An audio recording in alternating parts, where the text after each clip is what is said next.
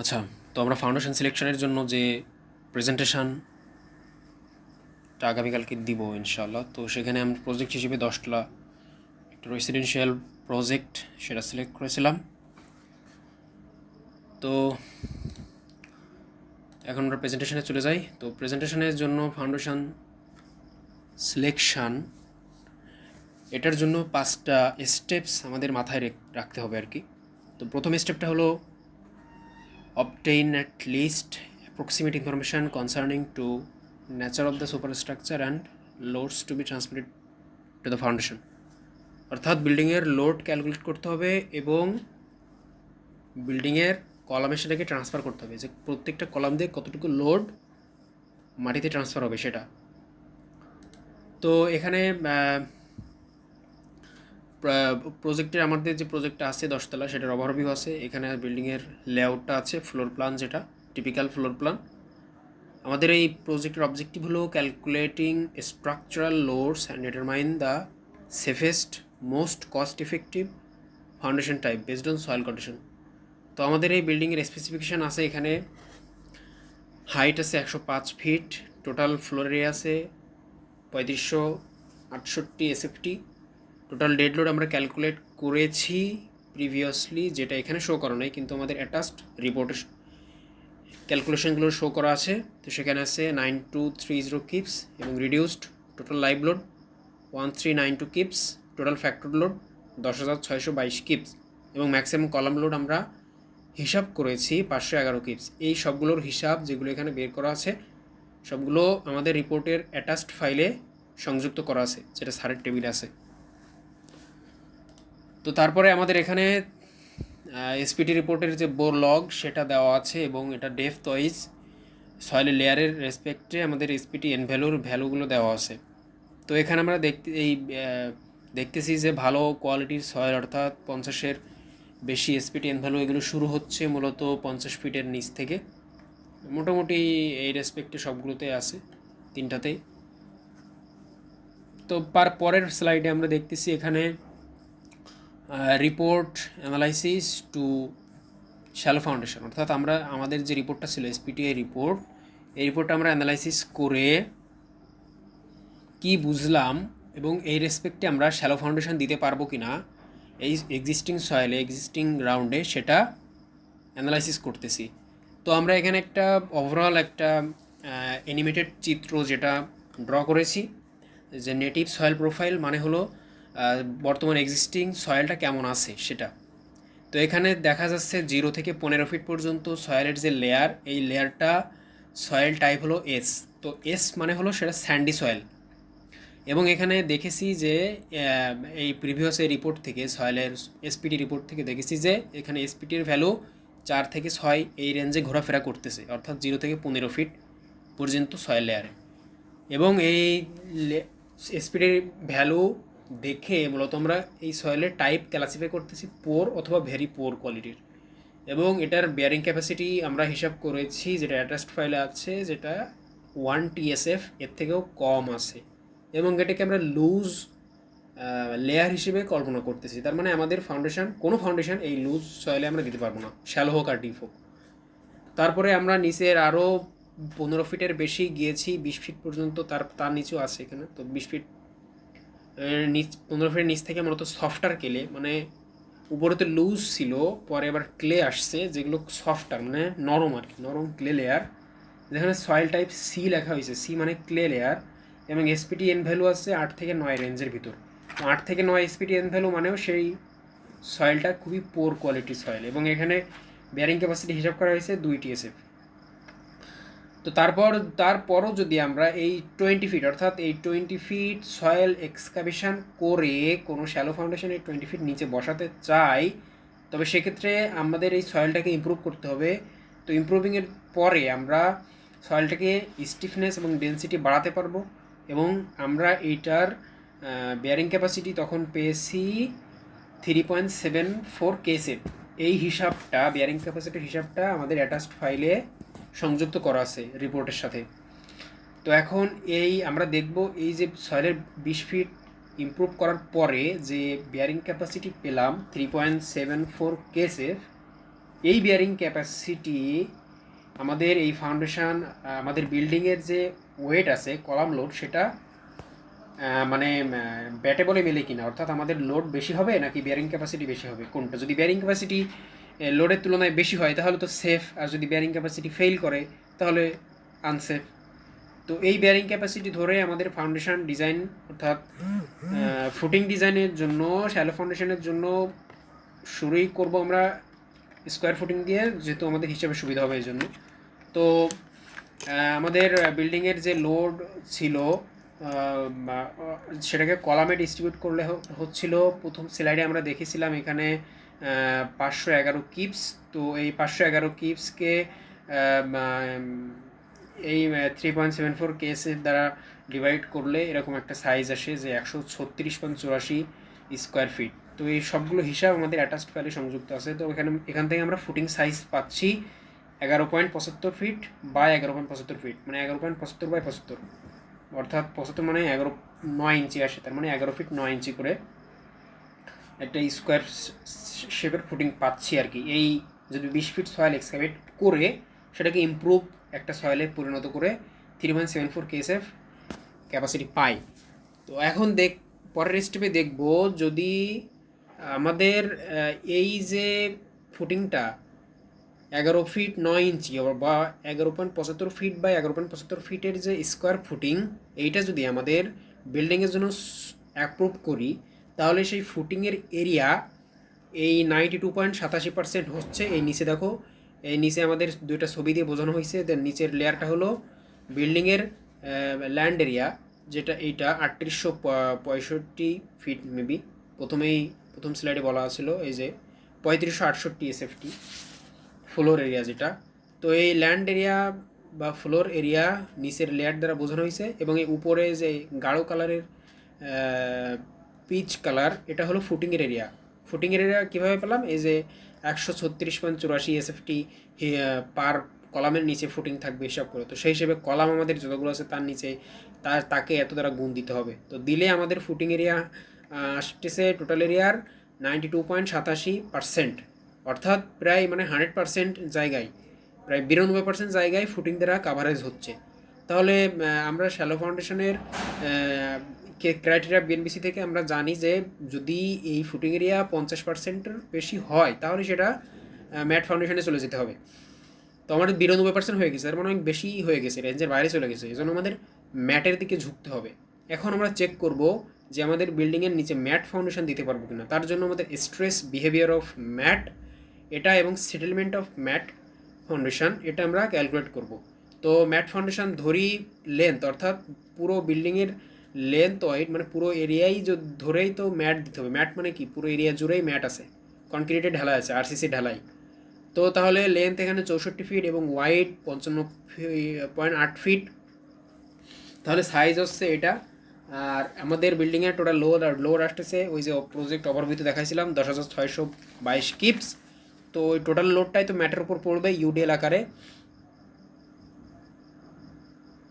বা ইউডিএল আকারেও পড়তে পারে, অথবা না না না এটা কলাম আকারে পড়বে, তো কলাম আকারে যদি এর উপর পড়ে তাহলে আমাদের ধরে নিয়েছি যে ডিএফ অর্থাৎ সয়েল ইমপ্রুভ করবো আমরা 20 ফিট।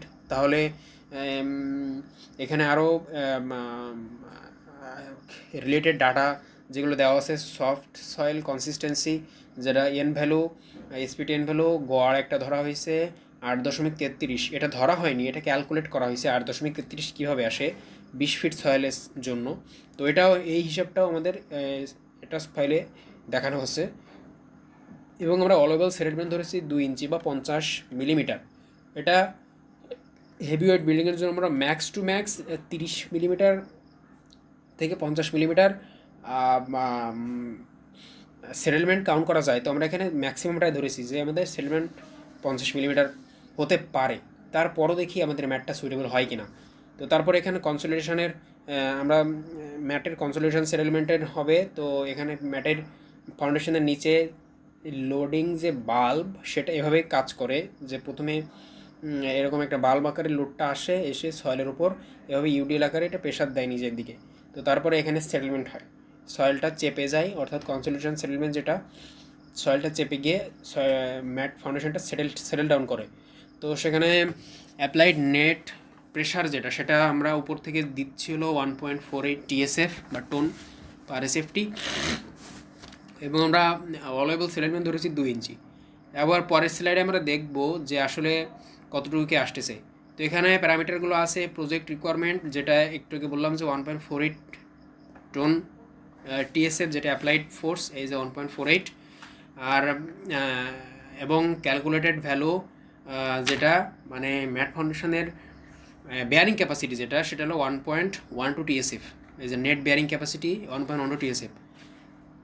অর্থাৎ কি হচ্ছে এখানে, আমি লোড অ্যাপ্লাই করতেছি 1.48 টন পার SFT, কিন্তু আমার ম্যাট ফাউন্ডেশনের ক্যাপাসিটি হলো 1.12 TSF। তাহলে কি সে ফেল করবে? এই জন্য ফেল করছে, মানে ক্যাপাসিটি কম, এই জন্য সে ফেল করছে। এই যে স্ট্যাটাস লেখা হয়েছে ফেল। তারপর টোটাল সেটেলমেন্ট আমরা 2 ইঞ্চি অ্যালাউ করেছি বা 50 মিলিমিটার, কিন্তু এই আমাদের ম্যাট ফাউন্ডেশন সেটেল ডাউন করছে 6.85 ইঞ্চি, মানে প্রায় 4.85 ইঞ্চি বেশি সেটেল ডাউন করছে। তার মানে এটা ফেল করছে আমাদের সবগুলো হিসাবে। তো এই যে এখানে 6.85 ইঞ্চি, এটা আমাদের রিপোর্টের সাথে অ্যাটাচড ফাইলে সংযুক্ত করা আছে ক্যালকুলেশন, বিস্তারিত ক্যালকুলেশনগুলো। সো এটা নট সুইটেবল, যেহেতু উভয় ক্ষেত্রেই ফেল করছে। লোডের ক্ষেত্রেও সে ফেল করছে, আবার সেটেলমেন্টের ক্ষেত্রেও ফেল করছে। তো আলটিমেটলি আমাদেরকে ডিপ ফাউন্ডেশনের দিকেই ঝুঁকতে হবে, এই জন্য deep foundation recommended for this project. তো এখন আমাদের টোটাল যে অ্যাপ্লাইড লোড, আমরা কলাম লোড ক্যালকুলেশন করেছিলাম, তো সেখান থেকে 258.7 টন হিসাব করে পেয়েছি। এটাও আমাদের অ্যাটাচ ফাইলে সংযুক্ত করা আছে, এই হিসাবটা কীভাবে আসলো। এবং এখানে তারপর আমরা অ্যানালাইসিস করে দেখেছি যে কত ইঞ্চি ডায়ার পাইল আমরা ইউজ করব, কত ফিট ধরে ইউজ করব। তো এই হিসাবগুলো যে কত ফিটে সয়েল ভালো হবে, সেটা আমরা এখানে SPTN রিপোর্ট থেকে বুঝতেছি যে এখানে 50 ফিট, এই প্রথম বোর লগে দেখো এখানে 50 ফিট, এই যে 50-এর নিচ থেকে সয়েল এটা ভালো আছে, কারণ 50 ফিটে 50 পাওয়া গেছে SPTN ভ্যালু। তারপরে এই রিপোর্টে দেখো এখানে 60 ফিটে ভালো প্লেয়ার 50 পাওয়া গেছে। তারপরে এখানে দেখো 50 ফিটে 50 পাওয়া গেছে। তো তার মানে আমার এই যে হিসাবগুলো কত ফিট দিব, তো এই হিসাবগুলো এখান থেকে মূলত দেওয়া হয়েছে, এবং পাইলের যে ক্যাপাসিটি সেটাও মূলত এখান থেকে হিসাব করা হয়েছে। পাইলের টিপ রেজিস্ট্যান্স এবং সাইড রেজিস্ট্যান্স কত আছে, সেই এই হিসাবগুলো আমাদের রিপোর্টে অ্যাটাচড ফাইলে সংযুক্ত করা আছে বিস্তারিতভাবে। তো সেখান থেকে দেখতেছি আমরা যদি 18 ইঞ্চি ডায়া 55 ফিটের লেন্থের পাইল ইউজ করি, তাহলে 5টা পাইল হবে।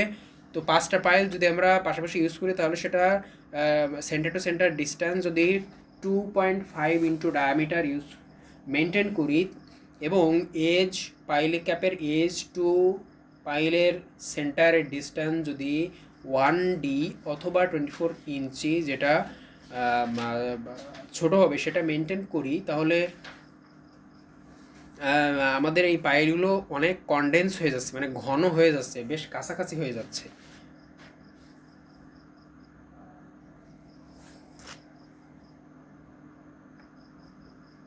আমরা 5টা পাইল একটা কলামের নিচে দিতে গেলে সেটা অনেক বেশি ঘন হয়ে যাবে, মানে এবং pile to pile center to center distance 2.5D আমরা মেনটেন করতে পারবো না, এই জন্য এটা বাদ।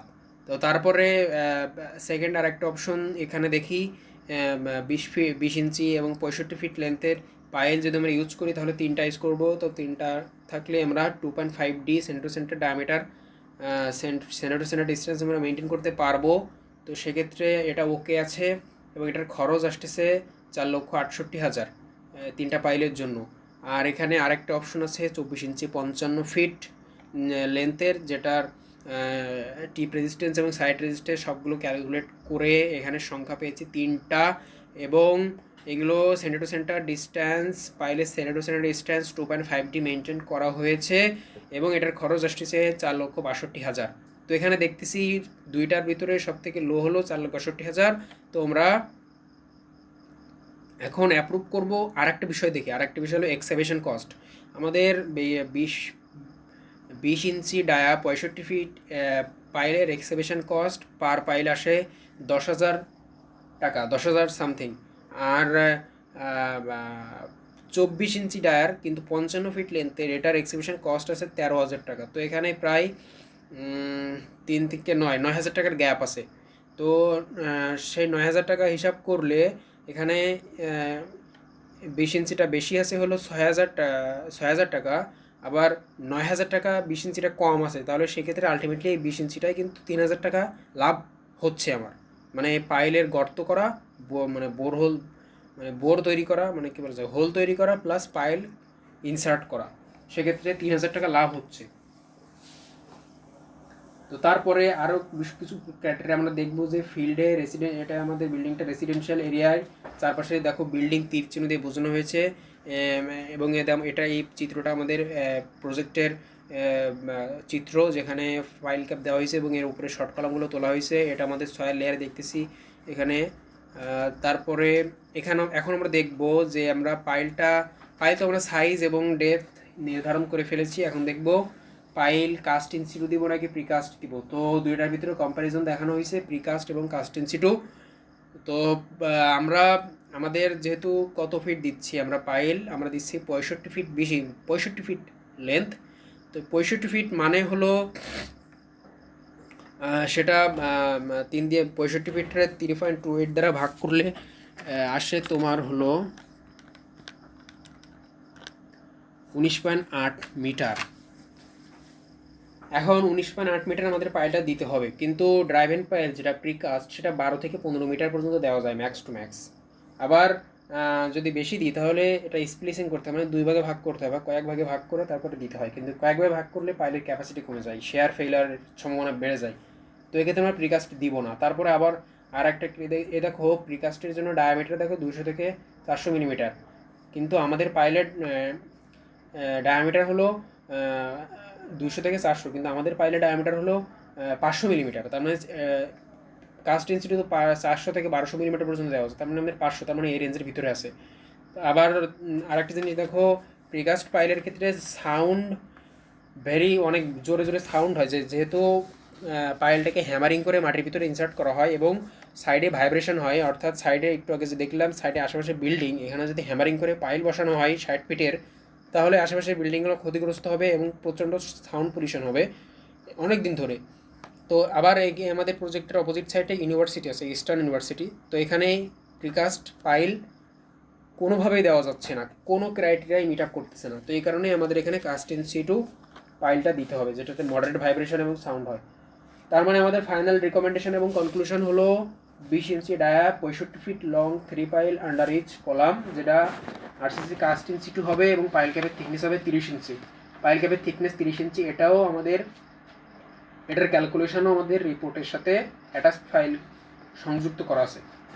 এবং আমাদের এই ফিল্ড কনস্ট্রাকশনে কী ইউজ হয়েছে সেটারও চিত্র দেখি। আমাদের এখানে হেক্সা অর্থাৎ রেক্ট্যাঙ্গো ট্রাপিজয়েডাল পাইল ক্যাপ ইউজ করা হয়েছে, এবং কোনো কলামের নিচে 2টা পাইল ইউজ হয়েছে, কোনো জায়গায় 3টা পাইল ইউজ হয়েছে। তো এই বিষয়গুলো ডিফারেন্সটা হয়েছে মূলত এই বিল্ডিংয়ের উইন্ড এবং আর্থকোয়াক লোড ক্যালকুলেশন করার পরে বিল্ডিংয়ের কোথায় লোড বেশি পড়তেছে কোথায় লোড কম পড়তেছে সেই হিসেবে। আবার আমরা বিল্ডিংয়ের কলাম লোড ধরেছিলাম 511, কিন্তু আসলে বিল্ডিংয়ের 3 ধরনের লোড আসছিল, 181 ছিল একটা 265 ছিল, একটা 511। তো আমরা সব থেকে বড়টা নিয়েছিলাম। তো যেখানে ছোটো আছে তো তারা এখানে 2টা পাইল ইউজ করছে, এই সাইডে হতে পারে। তো যাই হোক, আমাদের কাজ হলো ডিজাইন করা, বাইরে মাঠে কী হচ্ছে না হচ্ছে তার সাথে কম্পেয়ার করে দেখানো। তো তারপরে আমাদের এখানে আরেক ধরনের পাইল, যে একটু আগে এখানে দেখলাম যে রেক্ট্যাঙ্গুলার শেপের আছে, আর একটা রেক্ট্যাঙ্গো ট্রাপিজয়েডাল আছে এই শেপের।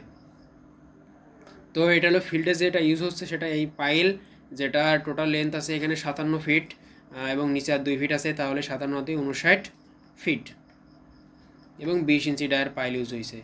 তারপরে এখানে স্টক আকারে ডিজাইন ভার্সেস অ্যাপ্লাইডের একটা কম্প্যারিজন দেখানো হয়েছে, যে এখানে আমরা নাম্বার অফ পাইল 3টা আমরা ডিজাইন করছি, মাঠে ইউজ হয়েছে 2টা এবং 3টা। কেন হয়েছে এটা? Max column load versus average column load, এবং ওটা উইন্ড আউটওয়ার্ক হিসাব করছে। তারপরে এখানে পাইল ডেপথ আমরা 65 ফিট দিছি, ওরা 60 ফিট দিছে। তারপরে 20 ইঞ্চি ডায়া, পাইলের ডায়া এটা সেম ঠিক হয়েছে। তারপরে কাস্ট ইঞ্চিলও ঠিক হয়েছে। পাইল ক্যাপ থিকনেস আমরা 30, ওরাও 30 ঠিক হয়েছে। পাইল ক্যাপের সাইজ আমরা দিছি অ্যাভারেজে করছি আমরা 38 এসএফটি সব জায়গায়, কিন্তু ওরা কোথাও 25 এসএফটি দিছে, কোথাও 41 এসএফটি দিছে। তো এটার অ্যাভারেজ করলেও এরকম কাছাকাছি আসে, তার মানে এটা ওকে আছে। তারপর শেপ অফ পাইল আমরা দিছি মানে অ্যাভারেজে A to Z square pile cap, কিন্তু ওরা কোথাও রেক্ট্যাঙ্গুলার পাইল ক্যাপ, ওরা কোথাও আবার রেক্ট্যাঙ্গুলার ট্রাপিজয়েডাল পাইল ক্যাপ দিছে, যেটা শেপ অনুযায়ী ঠিক আছে, যেটা লোড অ্যানালাইসিস করে উইন্ডল এবং আর্থওয়ার্ক প্লাস আরও সারাউন্ডিং কিছু বিহেভিয়ার অ্যানালাইসিস করে মূলত এগুলো দেওয়া হয়েছে ফাইনাল ডিসিশন। তো এই ছিল আমাদের presentation. Have a nice warm everybody, thank you so much.